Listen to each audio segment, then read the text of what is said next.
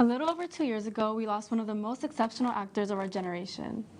In fact, to many, Chadwick Boseman was more than just an actor, he was a hero. Boseman played many iconic roles during his acting career, including the real-life idols of Jackie Robinson, Thurgood Marshall, and James Brown. However, it was as a Marvel superhero Black Panther that Boseman sensationally shined and inspired many young Black kids and teens alike, who had almost never seen a superhero who looks like them on the big screen. Boseman was a light to all, and he will always be sorely missed.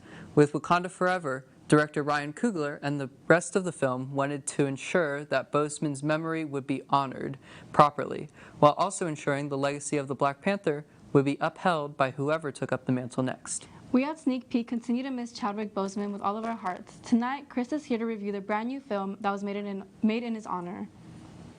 So this past weekend marked the big release of the newest installment in the MCU and of the Black Panther franchise, Black Panther: Wakanda Forever. I was fortunate enough to be able to go see it on one of the opening weekends, and I'm here to share my thoughts about the film, how it's been received, and ultimately how it honors the legacy of Chadwick Boseman. To put it bluntly, the film itself was done beautifully. However, with a runtime of about 2 hours and 41 minutes, making it the second longest film of the MCU, it did feel a little long. That being said, the way the film handled the impossible challenge of continuing the franchise without their lead in a way that both furthered the story as well as paid tribute to him was done exceptionally. We do our best to stay spoiler-free here, so I won't go into too much details, but I should say that you should expect to shed some tears while watching. For those unaware, Chadwick Boseman held the role of T'Challa, the initial Black Panther, in the MCU beginning in his debut with Captain America: Civil War in 2016. That same year, he was diagnosed with his colon cancer, but continued to play the role throughout his cancer battle, keeping his diagnosis private while on the set of the first Black Panther film in 2018, as well as the latest two Avengers films, Infinity War and Endgame, released back-to-back in 2018 and 2019. Boseman unfortunately lost his battle with colon cancer in 2020 and passed away at the age of 43. His family and Marvel hold his memory close and honored his legacy beautifully in this film. The cast members are explained every day on set was made to honor him. They no longer had a number one on their call sheet, as that position will always be saved for him. I think that it just shows both behind and through the screens that he will be missed greatly, and he had such a important position in this role. This film, like the first, continues to emphasize African culture, and with the introduction of new characters, also represents the indigenous peoples of South America.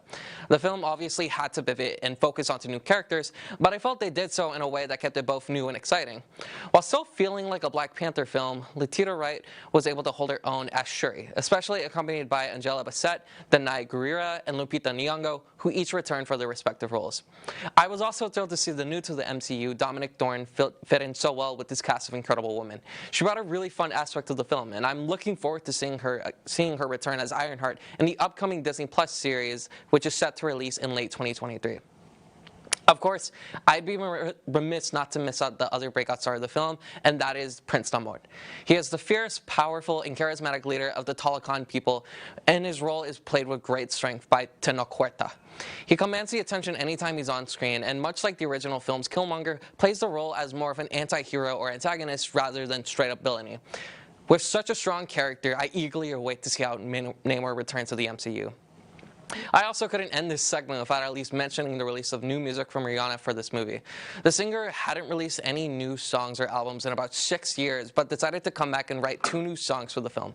My personal favorite, Lift Me Up, was written in tribute to the late Chadwick Boseman and scores the end credits beautifully. I will warn you that there is only one post-credits scene as opposed to the mid and post-credits scenes that we typically expect from Marvel, but all I'll say is that you definitely don't want to miss what comes up next. Feel free to tweet us about any thoughts you had about the film at SneakPeekTV.